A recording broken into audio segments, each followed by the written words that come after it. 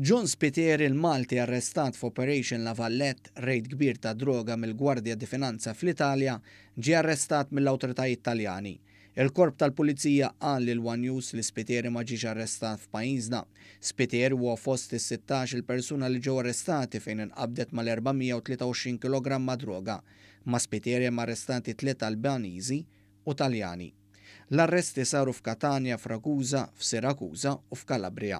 Rapporti fil-medja fosthom dik Taljana żvelaw konverzazzjonijiet involuti fihom Rosario Amico u John Spiteri.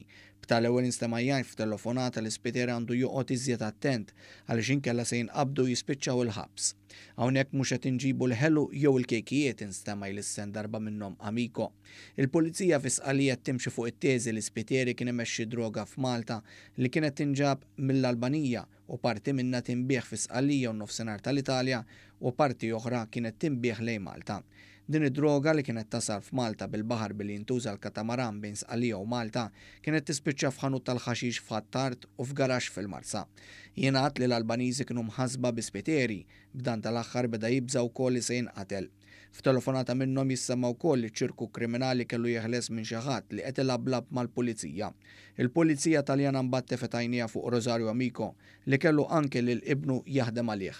Dan ġie notat li kienet jgħix ħajja ta' lussu mingħajr ma kważi ddikjara xejn bid-dħul tiegħu. F'dan il-każ ta' ċirku ta' traffikar ta' droga hemm Malti ieħor implikat bl-isem ta' Fabrizio Catania. 3 snin ilu kien irrappurtat li Catania nqabad jitraffika 84 kg droga kannabis.